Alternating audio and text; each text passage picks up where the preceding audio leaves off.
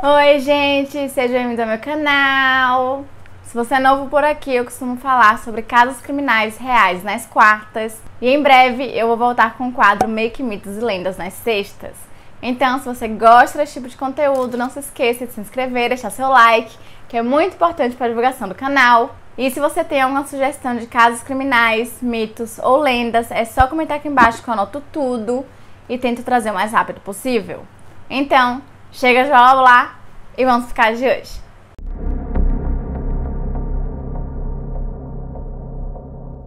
Elisa Lam nasceu no dia 30 de abril de 1991 em Hong Kong e pouco tempo depois sua família migrou para o Canadá, onde abriram um restaurante em Burnaby. Elisa era estudante da University Hill Secondary e da Universidade da Colômbia Britânica, embora no momento de sua morte ela não estivesse mais registrada como estudante lá. Ela tinha um blog onde costumava postar com bastante frequência.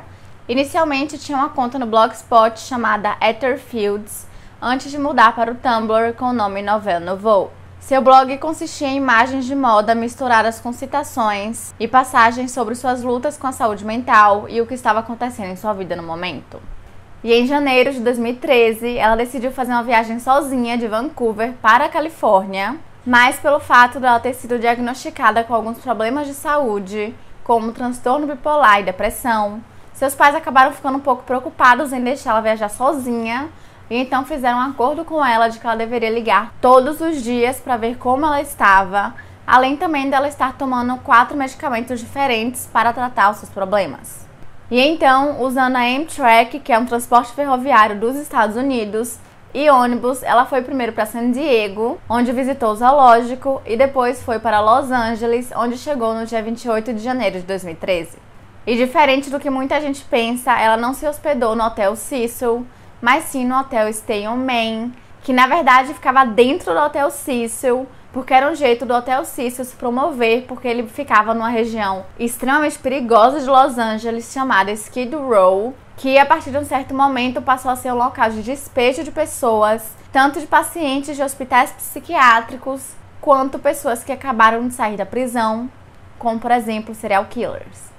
E o Hotel Cecil não era mais um lugar muito legal de se ficar, como era antigamente. Eu vou explicar um pouco da história para vocês mais na frente. E então os donos do hotel decidiram fazer o primeiro e o segundo andar como andares apenas para os moradores do hotel, o terceiro, quarto, quinto e sexto como o Hotel Stay on Main e o resto como o Hotel Cecil. E os hotéis tinham entradas e recepções diferentes, separadas, então ninguém sabia que era o mesmo hotel, a não ser quem conhecia aquela área. Porém, o elevador era o mesmo, então tinha um elevador compartilhado, o que significava que uma pessoa que tinha ido ficar no Hotel Stay on Main, que era um hotel mais descolado e para jovens, poderia pegar o elevador com um serial killer, facilmente. Inicialmente, Elisa foi colocada dentro de um quarto compartilhado no 5º andar, só que as pessoas que estavam dividindo o quarto com ela começaram a reclamar de alguns comportamentos estranhos que ela estava tendo, mas eu não encontrei exatamente quais comportamentos eram esses. E então ela foi transferida para um quarto individual no mesmo andar. E ela realmente manteve sua promessa com seus pais, ela ligava todos os dias para dizer como ela estava, exceto no dia 1º de fevereiro de 2013, que também era o dia que ela faria check-out do hotel e iria para Santa Cruz. E obviamente, assim que seus pais perceberam que ela deveria ter ligado e não ligou, eles ligaram imediatamente para a polícia de Los Angeles para dar sua filha como desaparecida.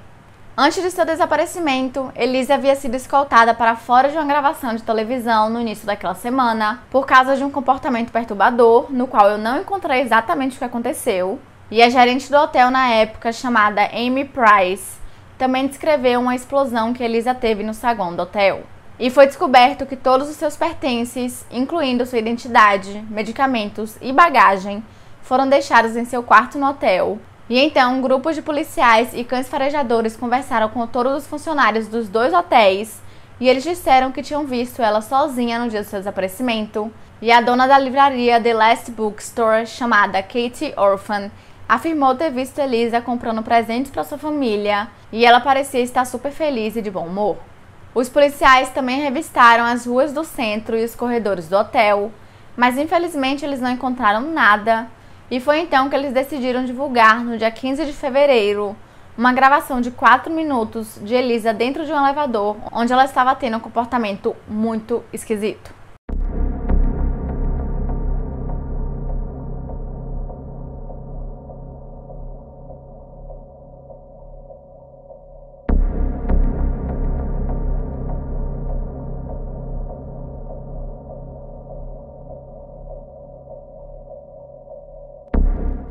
E essas imagens da câmera de segurança, ao invés de desvendar alguma coisa, só fez com que o caso ficasse ainda mais misterioso, porque o comportamento de Elisa é realmente muito esquisito. Ela fica entrando e saindo do elevador como se ela estivesse olhando para alguém. Só que o hotel não tinha câmera nos corredores, então não tem como saber se tinha alguém ali realmente ou não.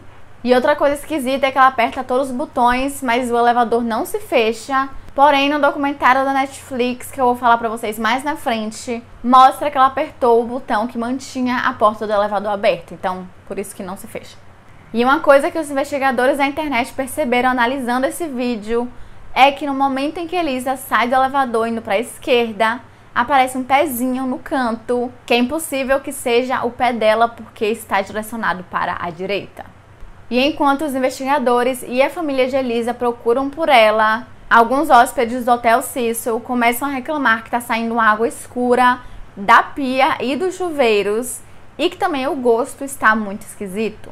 E então, no dia 19 de fevereiro de 2013, 4 dias após a divulgação das imagens de segurança e algumas semanas após o desaparecimento de Elisa, um funcionário foi enviado ao telhado do hotel para verificar os tanques de água, e foi então que o corpo de Elisa Lam foi encontrado flutuando nu em um dos 4 tanques de água de 3.700 litros, que fornecia água para os quartos, cozinha e cafeteria. Seu corpo estava moderadamente decomposto e inchado, e não havia nenhuma evidência de trauma físico, agressão sexual ou suicídio.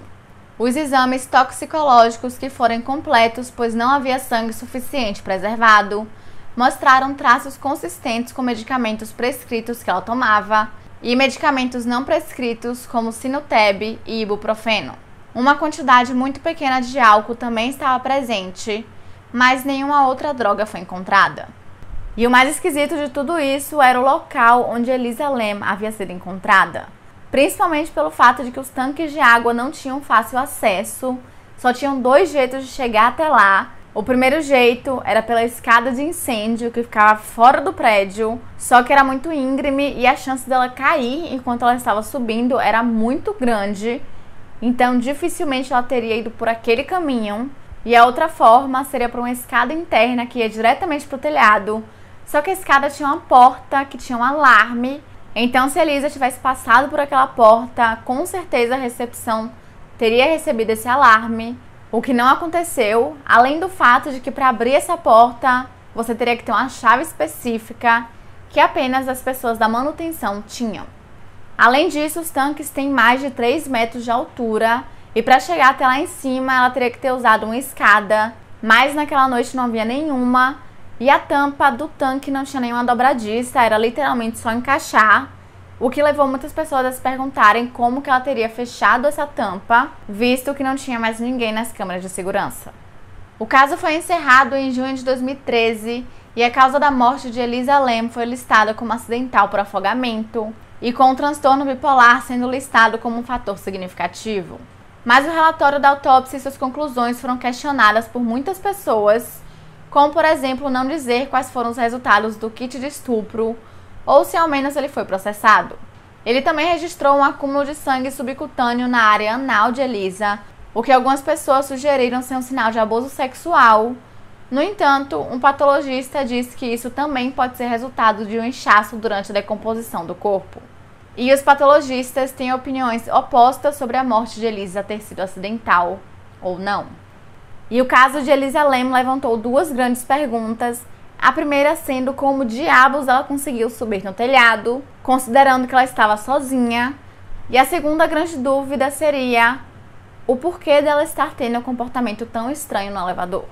E desde a sua morte, o seu Tumblr tem sido atualizado, o que é bem esquisito, porém o Tumblr tem uma opção de ser atualizado automaticamente caso a pessoa fique um tempo sem postar. Porém, o celular de Elisa nunca foi encontrado presumindo-se que ele foi roubado por alguém, seja pelo assassino ou simplesmente tenha sido encontrado na rua por qualquer outra pessoa.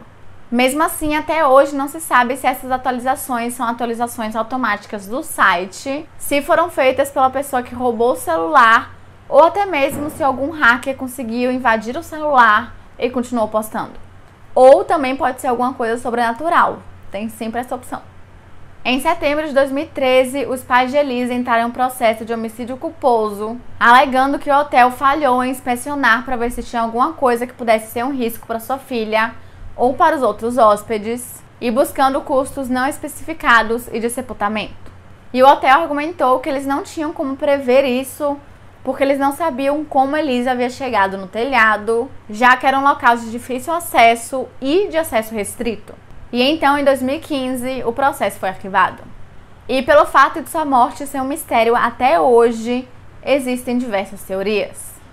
A primeira teoria seria que ela realmente havia sido assassinada, principalmente pelo seu comportamento estranho nas imagens de segurança, em que parece que ela estava fugindo ou se escondendo de alguém, e seu corpo havia sido encontrado nu, o que gerou ainda mais suspeitas. Também tinha o fato de a tampa da caixa d'água estar fechada quando os detetives chegaram para investigar, o que seria impossível ela ter fechado a tampa sozinha pela diferença entre o nível da água e a tampa, que era muito alto. Porém, no documentário da Netflix, o homem que encontrou o corpo de Elisa disse que ele que fechou a tampa após a descoberta.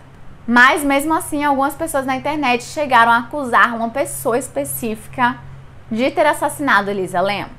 Um homem chamado Pablo Vergara, conhecido também como Morbid, que é o membro fundador de uma banda de metal, chegou a postar um vídeo dele mesmo dentro de um quarto do Hotel Cecil, alguns dias depois que o corpo de Elisa foi encontrado. Nesse vídeo havia um teaser para um novo videoclipe de uma música chamada Died in Pain, que tinha uma letra que fazia referência a uma mulher se afogando na água, e alguns detetives amadores acreditavam que isso era muita coincidência para passar despercebido. E as acusações contra Pablo ficaram tão grandes que ele teve que fazer um vídeo na internet falando que ele não era culpado, que ele era inocente, que não tinha nada a ver com aquilo, e que na época da morte de Elisa Lam, ele estava no México gravando um videoclipe, o que realmente era verdade. E só para vocês terem noção da gravidade das acusações, ele chegou a sofrer problemas de saúde mental, a ponto de pensar em suicídio, e recebia frequentemente ameaças de morte. Outra teoria seria que Elisa teria tirado a própria vida, e isso porque ela tinha transtorno bipolar e depressão, e também tinha alguns posts no Tumblr dela, onde ela falava que às vezes ela perdia o controle, e que se isso acontecesse ela não contaria pra ninguém, mas o legista do caso descartou a possibilidade de suicídio. Existe também a teoria de que alguém do hotel estava envolvido, e isso por conta das imagens de segurança que estavam bem esquisitas, não apenas pelo comportamento de Elisa, mas também a qualidade do vídeo era extremamente ruim, a ponto de você não conseguir enxergar o tempo passando. E algumas pessoas perceberam que algumas partes do vídeo estão desaceleradas, fazendo com que os movimentos de Elisa fiquem mais lentos, deixando tudo ainda mais esquisito. E tem 53 segundos faltando. E tem uma parte do vídeo que dá pra ver claramente que o vídeo foi cortado pelo fato de que na hora que a porta do elevador está fechando, ela não fecha direito, ela meio que pula daqui pra aqui e continua fechando. Outra teoria é que sua morte foi a cópia de um filme de terror de 2005 chamado Água Negra. Nesse filme, o corpo de uma menina é encontrado na caixa d'água em cima de um bloco de apartamentos, depois que os moradores notaram que a água estava escura e com gosto estranho, que foi exatamente como o corpo de Elisa foi encontrado, e o nome da menina do filme era Cecília, e o nome do hotel em que Elisa foi encontrada era Cecil. Essa teoria pode realmente só ser uma coincidência muito louca, ou alguém queria sim reproduzir o caso do filme. Outra teoria seria que Elisa Lam estava participando de um teste de tuberculose, e isso porque as comunidades online que estavam investigando o caso de Elisa Lam perceberam que na época de seu desaparecimento estava tendo um surto de tuberculose em Skid Row, e o que mais chamou a atenção dessas pessoas foi que o teste da cepa da tuberculose que estava em circulação na época chamava Lam Elisa, o que é realmente bem esquisito. Os teóricos dessa teoria acreditam que Elisa era uma arma biológica feita para destruir a população daquela área, que, como eu falei pra vocês, era uma área de despejo de pessoas indesejadas. Então, possível? Outra coincidência nessa teoria era que na faculdade em que Elisa estava estudando, tinha um laboratório muito bom de tuberculose, então realmente também pode ser só mais uma coincidência. E foi sugerido ainda que Elisa havia sido executada porque ela saberia demais sobre esse teste, mas essa teoria foi descartada pelo legista, que afirmou que não tinha sinal nenhum de que ela tinha tuberculose. E claro, tem a teoria de que o Hotel Cecil era mal assombrado. E para vocês entenderem melhor isso, eu vou contar a história do hotel para vocês.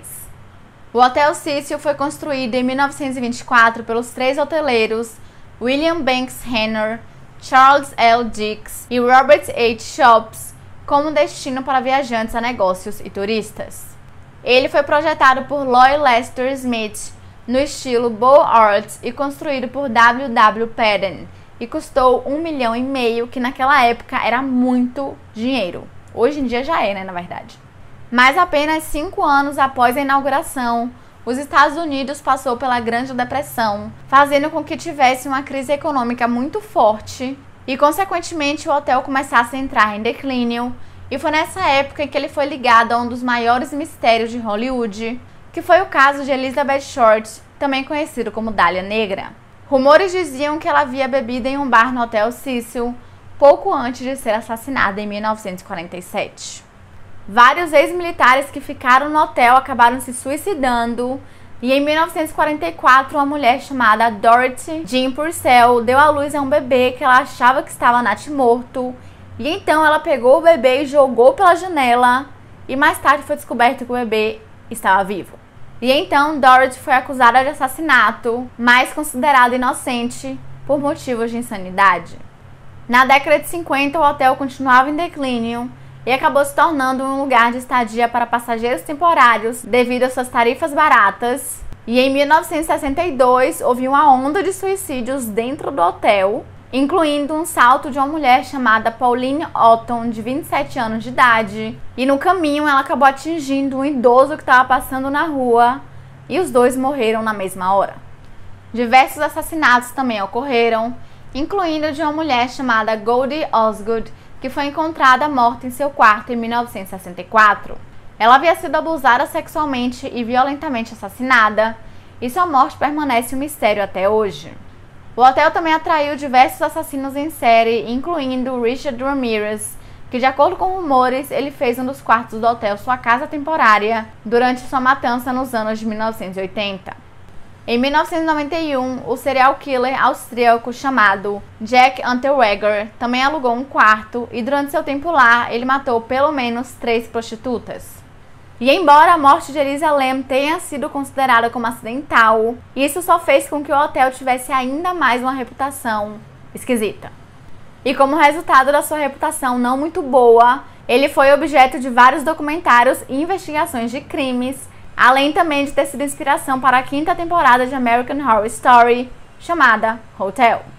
Em 2014, o Hotel Cecil foi vendido por $30 milhões para o hoteleiro Richard Bourne, que o fechou para uma super reforma, e até hoje o hotel não foi reaberto, embora exista um grande relançamento proposto para 2021, porém não se sabe se a pandemia vai atrasar essa reabertura ou não.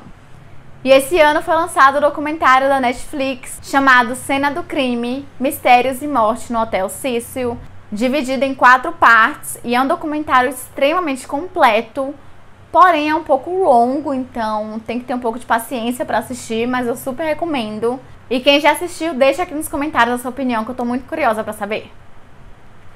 E é isso, gente, esse foi o vídeo de hoje, eu espero que vocês tenham gostado. Se vocês gostaram, não se esqueçam de se inscrever, deixar seu like, que é muito importante para a divulgação do canal. E se você tem alguma sugestão de casos criminais, mitos ou lendas, é só comentar aqui embaixo que eu anoto tudo e tento trazer o mais rápido possível. E é isso, até semana que vem.